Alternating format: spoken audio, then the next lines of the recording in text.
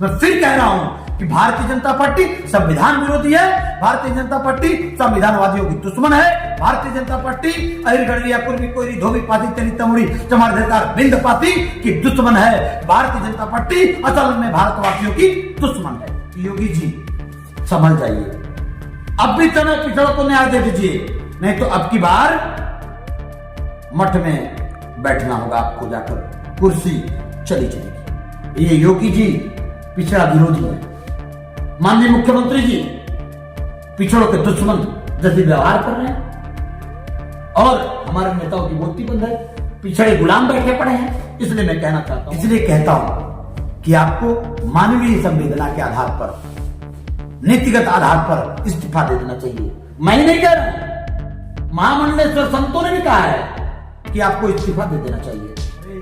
क्यों झूठ बोलते हो संत होकर?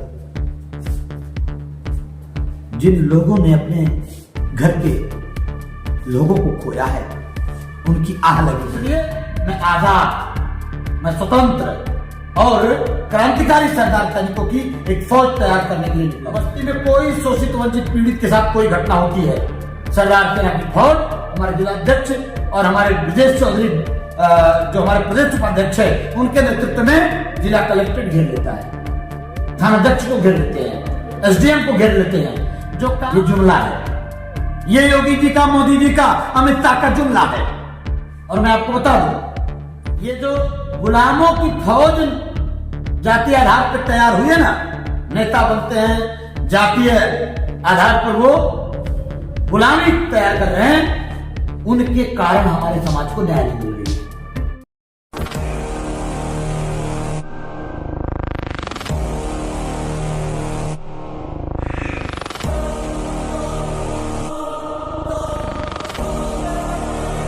आप देख रहे हैं द निर्मल अपडेट। आज हमारे साथ हमारे मेहमान हैं सरदार सेना के राष्ट्रीय अध्यक्ष डॉक्टर आर.एस. पटेल जी, जो कि बस्ती जनपद में आए हुए थे। कार्यकर्ता सम्मेलन हुआ, कार्यकर्ताओं का प्रशिक्षण हुआ है, जहां पर देखा गया भारी संख्या में सरदार सेना के कार्यकर्ता एवं पदाधिकारी एकत्रित हुए थे। तो आपका स्वागत है हमारे संगठन में।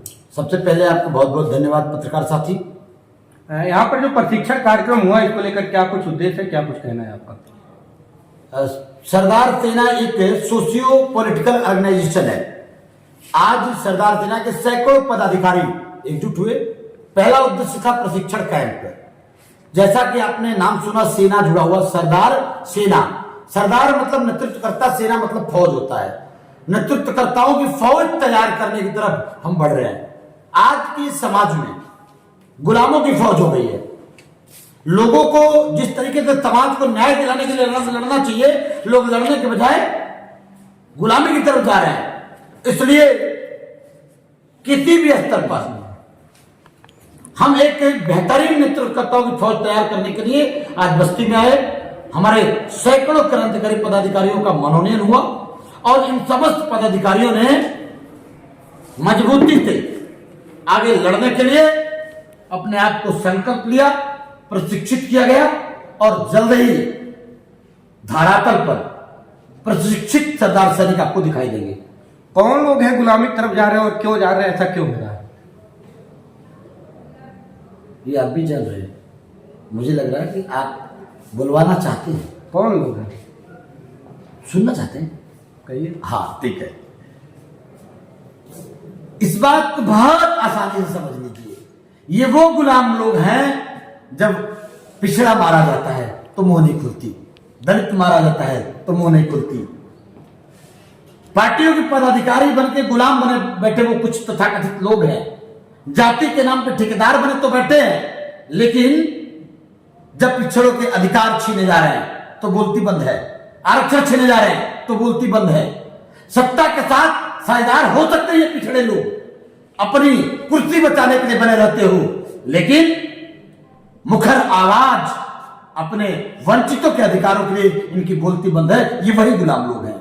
इसलिए मैं आजाद, मैं स्वतंत्र और क्रांतिकारी सरदार सैनिकों की एक फौज तैयार करने के लिए निकला हूं। देश या प्रदेश में तमाम संगठन है, आपने उसमें ना काम करके अपना संगठन क्यों बनाया था और सरदार सेना नाम रखने के पीछे क्या कुछ उद्देश्य था? तमाम संगठन है, उन तमाम संगठनों ने वो नहीं किया जो सरदार सेना कर रही है। आज बस्ती का उदाहरण आपको दे रहा हूं, पूरे देश का उदाहरण आप समझ लीजिएगा सरदार सेना का। बस्ती में कोई शोषित वंचित पीड़ित के साथ कोई घटना होती है, सरदार सेना की फौज, हमारे जिलाध्यक्ष और हमारे ब्रजेश चौधरी जो हमारे प्रदेश उपाध्यक्ष है, उनके नेतृत्व में जिला कलेक्ट्रेट घेर लेता है, थानाध्यक्ष को घेर लेते हैं, एसडीएम को घेर लेते हैं। जो काम सांसद विधायक नहीं करा पाते हैं, वो हमारा अदना सा भी कार्यकर्ता वंचितों के शोषकों के गले में हाथ डालकर उनका हलक निकालकर हमारे लोगों को न्याय दिलाने की क्षमता रखता है। वो काम सरदार सेना ने किया है। आजादी के लगभग 75 वर्ष बीत जाने के बावजूद भी सरदार सेना को देखा जाता है लगातार कई जगह आंदोलन करना पड़ता है, संघर्ष करना पड़ जाता है। अभी आप खुद कह रहे हैं जिला अधिकारी कार्यालय घेराव करना पड़ता है। नौबत ही क्यों आ रही है, हो ही क्यों रहा है ऐसा? मुझे लगता है कि आपने अपने क्वेश्चन में उत्तर खुद ही बोल दिया, लेकिन मैं बोल देता हूं उसको। ये जो गुलामों की फौज जातीय आधार पर तैयार हुई है ना, नेता बनते हैं जातीय आधार पर, वो गुलामी तैयार कर रहे हैं, उनके कारण हमारे समाज को न्याय नहीं मिल रही है। अपनी सत्ता और अपनी कुर्सी के लिए खड़ा तो हो गए, लेकिन जब समाज चौराहे पे अधिकार छीना जा रहा है तो उनके लिए आवाज नहीं खुल रही। लेकिन सरदार सेना पूरे प्रदेश में, आपको याद होगा प्रतापगढ़ पट्टी में पिछड़ों और पटेलों का 17 से ज्यादा पिछड़ों घर जला दिया था मनुवादियों ने। वहां सरदार सेना पूरे प्रदेश में आंदोलन की, लखनऊ से लेके पट्टी तक पिछड़ों को न्याय मिला। आपको याद होगा बनारस में एक पटेल की हत्या कर दिया था एक मनुवादी ने। सरदार सेना ने हजारों लोगों को लेकर के जिला कलेक्ट्रेट घेराव किया और 3 दिन के अंदर अपराधियों को जेल भिजवाया। यही बस्ती है, हमारे भाई चौधरी को मनुवादियों ने घेरा था, मारा था, अपराध किया था। और यहीं पे शुरुआत 2018 में सरदार सेना के हजारों लोगों को इकट्ठा करके तथाकथित मनुवादी एक भाजपाई नेता के खिलाफ यही आंदोलन हुआ, उनको न्याय दिलाया गया। पूरे देश में इलाहाबाद की धरती पर आपको बता दें, एक पिछड़े समाज की बेटी जो बीएचयू में मेडिकल की पढ़ाई करती थी, उसके साथ मनुवादियों ने, सामंतवादियों ने गैंगरेप किया। 7 दिन बाद कोई नहीं दिखाई दिया तो बनारस से लेकर पूरे प्रदेश से हम लोग इलाहाबाद में जमावड़ा किए और 24 घंटे के अंदर बलात्कारियों को पकड़ करके जेल भिजवाया गया। ये काम सरदार सेना करती है। जो काम तथाकथित पार्टी और नेताओं को करना चाहिए, वो काम वो नहीं करते हैं, तो सरदार सेना की जिम्मेदारी बढ़ जाती है। उसी मिशन को पूरा करने सरदार सेना के लिए। इस कड़ाके की ठंडक में प्रयागराज में जो कुंभ मेला लगा हुआ है, पर दर्दनाक घटना होने की वजह से देखा जाए तो राजनीतिक माहौल गर्मा गया है। कई नेता या फिर कई विपक्षी लोग वर्तमान सरकार के सीएम योगी की या फिर अन्य उनके पार्टी के लोगों की सामूहिक इस्तीफे की मांग कर रहे हैं। तो ये घटना हुआ है, घटना को लेकर आपका क्या कुछ कहना है? साहब, ये घटना नहीं, ये सोची समझी दुर्घटना है। बड़े बड़े बैनर पूरे देश में लगाया है इन्होंने, चलो कुंभ, भाजपा वालों ने ये कहा कि चलो कुंभ, वीडियो जारी किया ये कुंभ। और जब तुम्हारी व्यवस्था तुम्हारे पास नहीं है तो तुम बुलाते क्यों हो? और तुम्हें बुलाया है तो व्यवस्था देना तुम्हारी जिम्मेदारी है। तुम्हें बुलाया है, हजारों लोग मारे गए, तो उनको ये इस सरकार की सबसे बड़ी फेल्योरिटी है कि सैकड़ों लोग जो मारे गए, हजारों लोग जो मारे गए, 30 लोगों को बता रहे 30 लोग मारे गए। और आपकी जानकारी के लिए बता दें कि 1-2 नहीं, 65 से ज्यादा एम्बुलेंस लोग बता रहे हैं, 65 से ज्यादा एम्बुलेंस 6-7 घंटे डेड बॉडी हुई है। 7-7, 15-15 एक साथ डेड बॉडी फेंकी जा रही थी गाड़ी में, पूरी रात डेड बॉडी धोया गए एम्बुलेंस ने। आप खुद कल्पना करिए। अरे क्यों झूठ बोलते हो संत होकर? जिन लोगों ने अपने घर के लोगों को खोया है, उनकी आह लगेगी। इसलिए कहता हूं कि आपको मानवीय संवेदना के आधार पर, नीतिगत आधार पर इस्तीफा दे देना चाहिए। मैं ही नहीं कह रहा हूं, महामंडलेश्वर संतों ने भी कहा है कि आपको इस्तीफा दे देना चाहिए। एक प्रकरण हुआ था 69,000 शिक्षक भर्ती का मामला हुआ था, उसको लेकर क्या कुछ कहना रहा? सर्वविदित है कि 69,000 शिक्षक भर्ती में 20,000 से ज्यादा ओबीसी SC के लोगों का अधिकार योगी की सरकार में योगी के सवर्ण लोगों को दे दिया गया। 69,000 शिक्षक भर्ती में सबसे बड़ा उत्तर प्रदेश का एक बहुत बड़ा घोटाला था आरक्षण घोटाला। जो 20,000 से ज्यादा शिक्षक भर्ती, शिक्षकों की ओबीसी की भर्ती होनी चाहिए थी, वो उठा करके अगड़ों को दे दिया। ये हम आरोप नहीं लगा रहे, उत्तर प्रदेश की high court, Allahabad high court ने भी, वहां के न्यायाधीश ने भी आदेश दिया कि पिछड़ों के आरक्षण के साथ 69,000 शिक्षक भर्ती में अनदेखी सरकार ने किया है। सरकार को पिछड़ों को न्याय देना चाहिए, ये आरक्षण की प्रतिपूर्ति करना चाहिए। योगी ने नहीं किया, मुख्यमंत्री ने नहीं किया, डिले किया। उनके इशारों पर अगड़े चले गए सुप्रीम कोर्ट। जब आदेश दिया हाई कोर्ट ने तो विद इन 24 आवर मुख्यमंत्री को गाइडलाइन जारी करके 20,000 ओबीसी को नौकरी देनी चाहिए थी। जिन अगड़ों ने पिछड़ों का नौकरी खा लिया, उनको नौकरी से बर्खास्त करके पिछड़ों को उनकी वास्तविक नौकरी उनको देना चाहिए कि नहीं देना चाहिए। और आज 6 साल का दिन गुजर गया।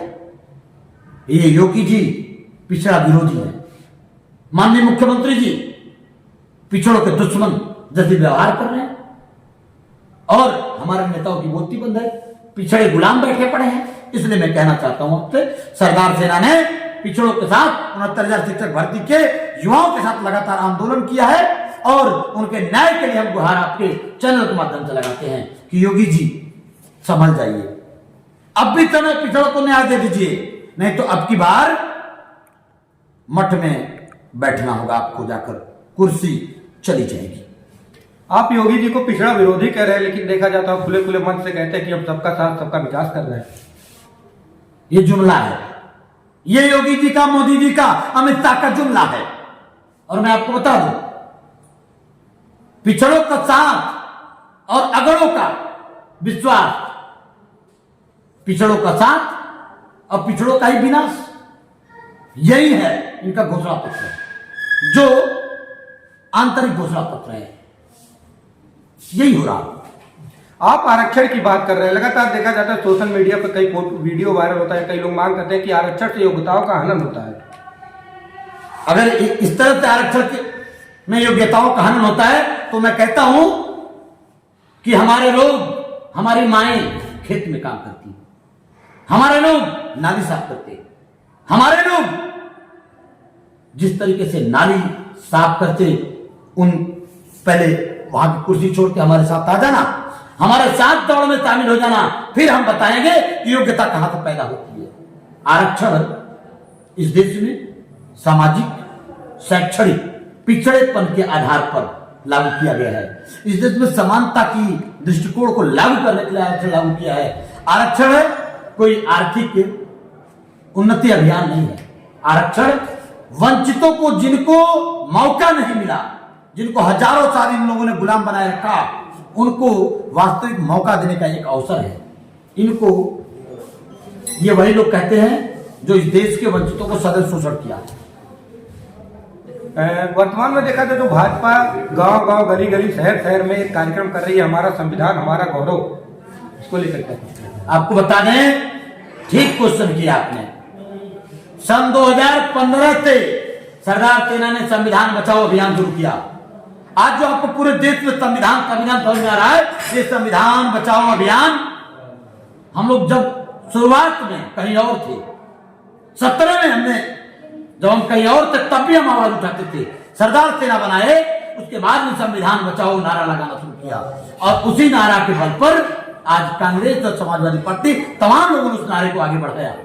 और सच में बताऊं, हमारे नारे से डरी हुई भाजपा, हमारे नारे से डरी हुई भाजपा ये नारा दे रही थी, हमारा संविधान, अगर तुमको इतना ही संविधान की चिंता होती तो संविधान ने जो 27% आरक्षण पिछड़ों को और 22.5% आरक्षण दलितों को दिया, उस आरक्षण की प्रतिपूर्ति 69,000 शिक्षक भर्ती में कर देते तो मैं मानता कि आप संविधान विरोधी नहीं हो। मैं फिर कह रहा हूं कि भारतीय जनता पार्टी संविधान विरोधी है, भारतीय जनता पार्टी संविधानवादियों की दुश्मन है, भारतीय जनता पार्टी अहिरगढ़िया कुर्मी कोयरी धोबी पाती तेली तमुड़ी चमार देदार बिंद पाती की दुश्मन है। भारतीय जनता पार्टी असल में भारतवासियों की दुश्मन है।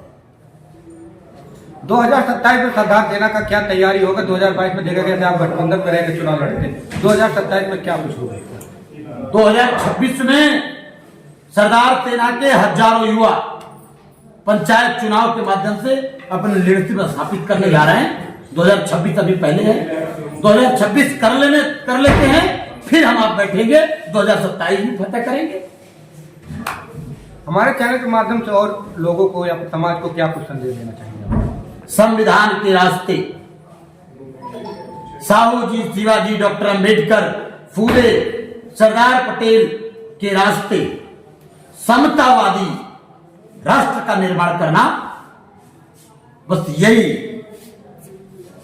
हम आपके चैनल के माध्यम से समाज को संदेश देना चाहते हैं।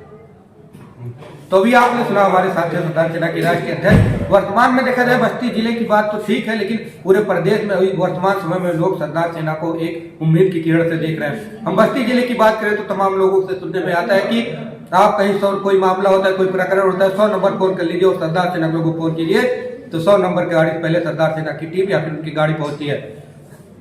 द निर्मल अपडेट के लिए ऋतिक कुमार की रिपोर्ट। धन्यवाद।